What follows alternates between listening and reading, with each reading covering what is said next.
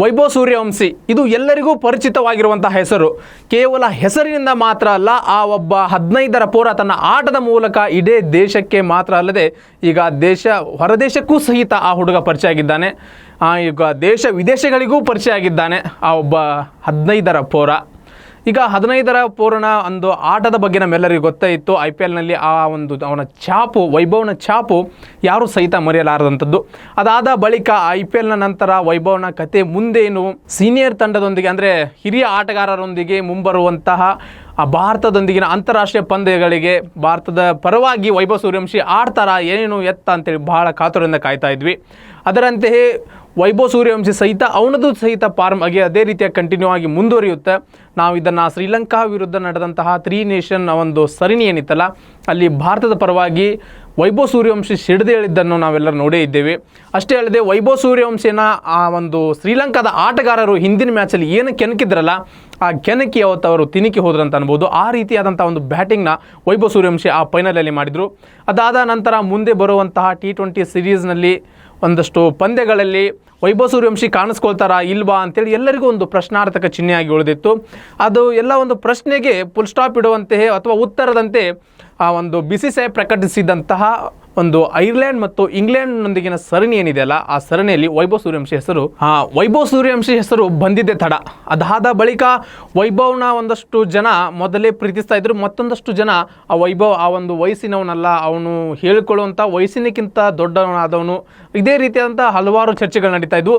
ಈ ಹಲವಾರು ಚರ್ಚೆಗಳನ್ನು ಹೊರತಾಗಿಯೂ ಮತ್ತೊಂದಷ್ಟು ಚರ್ಚೆಗೆ ಗ್ರಾಸವಾದಂಥ ವೈಭವ್ ಸೂರ್ಯವಂಶಿ ಬ್ಯಾಟಿಂಗ್ ಏನಪ್ಪ ಆ ಚರ್ಚೆ ಅಂತಂದರೆ, ಪಾಕಿಸ್ತಾನದ ಒಬ್ಬ ಮಾಜಿ ಕ್ರಿಕೆಟ್ ಆಟಗಾರ ವೈಭವ್ ಸೂರ್ಯವಂಶಿ ಏನಾದರೂ ಸೆಂಚುರಿ ಬಾರಿಸಿದರೆ ನಾನು ಲಾಹೋರ್ನಲ್ಲಿ ಬೆತ್ತಲಾಗಿ ತಿರುಗಾಡ್ತೀನಿ, ಬೆತ್ತಲಾಗಿ ಕುಣಿತೀನಿ ಅಂತೇಳಿ ಒಂದು ಸವಾಲನ್ನು ಹಾಕಿದ್ದಾರೆ. ಹೌದು, ಈಗ ಬರುವಂಥ ಐರ್ಲೆಂಡ್ ಮತ್ತು ಇಂಗ್ಲೆಂಡ್ ನಡುವಿನ ಒಂದು T20 ಸರಣಿ ಏನಿದೆಯಲ್ಲ, ಅಲ್ಲಿ ವೈಭವ್ ಸೂರ್ಯವಂಶಿ ಕಣಕ್ಕಿಳಿಯಲಿದ್ದಾರೆ, ಭಾರತದ ಪರವಾಗಿ ಬ್ಯಾಟ್ನ ಬೀಸಲಿದ್ದಾರೆ.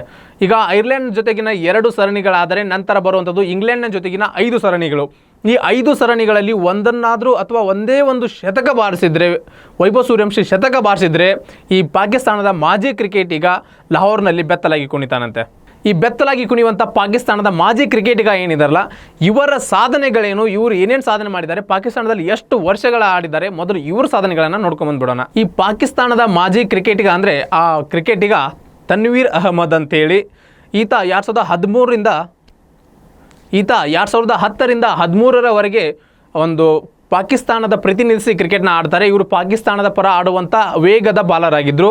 ಈ ವೇಗದ ಬಾಲರ್ ಆಡಿದ್ದು ಕೇವಲ 8 ಮ್ಯಾಚ್ಗಳಲ್ಲಿ 20 ವಿಕೆಟ್ಗಳನ್ನು ಪಡ್ಕೊಳ್ತಾರೆ. ಇದು ಇವರ ಒಂದು ದೊಡ್ಡ ಸಾಧನೆ ಆಗಿದೆ. ಈ ಒಬ್ಬ ತನ್ವೀರ್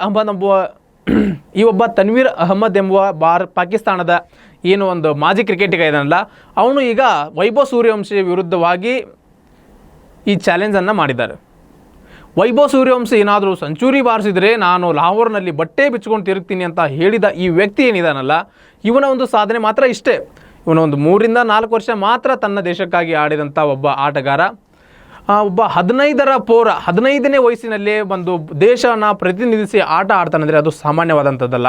ನಾವು ಈಗ ಸಾಮಾನ್ಯ ಜನರ ಬಗ್ಗೆ ಮಾತನಾಡೋದು ಬಿಟ್ಟು, ನಾವು ಈಗಾಗಲೇ ನಮ್ಮ BCCI ಅಂಡರ್ದಲ್ಲಿ ಇರುವಂತಹ ಒಂದಷ್ಟು ನಮ್ಮದೇ ದೇಶದ ಆಟಗಾರರನ್ನು ನೋಡೋದಾದರೆ, ಅವನಕ್ಕಿಂತ ಹಿರಿಯರಾದಂಥ ಎಷ್ಟೋ ಆಟಗಾರರು ಸರಿಯಾದಂಥ ಫಾರ್ಮ್ನಲ್ಲಿ ಇರದೆ, ಒಂದಷ್ಟು ಅವಕಾಶಗಳು ಸಿಗದೆ ಅವ್ರಿಗೆ ಎಷ್ಟೋ ಜನ ಮೂಲೆ ಗುಂಪಾಗಿರೋದನ್ನು ನಾವು ನೋಡಿದ್ದೀವಿ. ಬದಲಾಗಿ IPLನಂತಹ ಒಂದಷ್ಟು ಫ್ರಾಂಚೈಸಿಗಳ ಜೊತೆಗೆ ಸೇರಿ ಒಂದು ಕ್ರಿಕೆಟನ್ನು, ಅವರ ಕ್ರಿಕೆಟ್ ಜೀವನವನ್ನು ಮುಂದುವರಿಸಿದ್ದಾರೆ. ಆದರೆ ಈ ಒಂದು 11ರ ಒಂದು ದೇಶದ ಪರವಾಗಿ 11ರ ಬಳಗದಲ್ಲಿ ಜಾಗ ಸಿಗೋದಿದೆಯಲ್ಲ, ಅದೊಂದು ಸ್ಥಳ ಸಿಗೋದಿದೆಯಲ್ಲ, ಅದು ಬಹಳ ಅಂದರೆ ಬಹಳ ಮುಖ್ಯವಾದದ್ದು. ಅಷ್ಟೇ ಅಲ್ಲದೆ ಅದೊಂದು ಲಕ್ ಕೂಡ ಅನ್ಬೋದು. ಲಕ್ ಜೊತೆಗೆ ಅವರ ಪರಿಶ್ರಮನೂ ಸಹಿತ ಅಲ್ಲಿ ಅಷ್ಟೇ ಮುಖ್ಯವಾಗುತ್ತೆ. ಮತ್ತು ಈಗ ವಿರಾಟ್ ಕೊಹ್ಲಿ ಅವರಾದ ನಂತರ ವೈಭವ್ ಸೂರ್ಯವಂಶಿ ಅಂತೇಳಿ ಹಲವಾರು ಜನ ಹೇಳ್ತಾ ಇರ್ತಾರೆ. ಅದಾದ ನಂತರ ಇನ್ನೊಂದೇನಪ್ಪ ಅಂದರೆ, ಸಚಿನ್ನ ನಂತರ ಅತಿ ಕಡಿಮೆ ವಯಸ್ಸಿನಲ್ಲಿ ಭಾರತ ತಂಡಕ್ಕೆ ಆಗಮಿಸಿದಂಥ ಮತ್ತೊಬ್ಬ ಆಟಗಾರ ವೈಭವ್ ಸೂರ್ಯವಂಶಿ ಅನ್ನೋದು ನಮ್ಮೆಲ್ಲರಿಗೀಗ ಗೊತ್ತಾಗಿದೆ. ಈಗ ನಡೆಯುವಂತಹ ಒಂದು ಸರಣಿ ಏನಿದೆಯಲ್ಲ, ಐರ್ಲೆಂಡ್ ಇಂಗ್ಲೆಂಡ್ ಸರಣಿಯಲ್ಲಿ ವೈಭವ್ ಸೂರ್ಯವಂಶಿ ಬಟ್ಟೆ ಬಿಚ್ಚಿಸ್ತಾರಾ, ಪಾಕಿಸ್ತಾನ ಮಾಜಿ ಆಟಗಾರನ ಬಟ್ಟೆ ಬಿಚ್ಚಿಸ್ತಾರಾ ಎಂಬುದು ಪ್ರಶ್ನೆಯಾಗಿದೆ. ಇನ್ನೊಂದೇನಪ್ಪ ಅಂದರೆ, ಅವ್ರು ಹೇಳೋದಕ್ಕೆ ಕಾರಣ ಏನಂತಂದರೆ, ಆ ಒಂದು ಭಾರತದ ಒಂದು ಫ್ಲ್ಯಾಟ್ ಪಿಚ್ ಥರ ಅಲ್ಲಿ ಪಿಚ್ಗಳಿರೋದಿಲ್ಲ, ಬದಲಾಗಿ ಇಂಗ್ಲೆಂಡ್ನ ಎಲ್ಲ ಪಿಚ್ಗಳು ಬಹಳಷ್ಟು ಸ್ವಿಂಗ್ ಆಗೋದ್ರಿಂದ ಅಲ್ಲಿ ಅವನ ಆಟ ಏನಿದೆ ತೋರಿಸಲಿ, ಅವನು ಏನು ಆಡ್ತಾನೆ ನೋಡೋಣ, ಇಲ್ಲಿ ಎತ್ತಬೇಕಾದತ್ತ ಬೀಸಿದತ್ತ 4-6 ಹೋಗ್ತಾ ಇತ್ತು. ಬಟ್ ಇಂಗ್ಲೆಂಡ್ನ ಪಿಚ್ಗಳು ಹಾಗಿರುವುದಿಲ್ಲ ಅಂತ ಹೇಳಿದ್ದಾರೆ.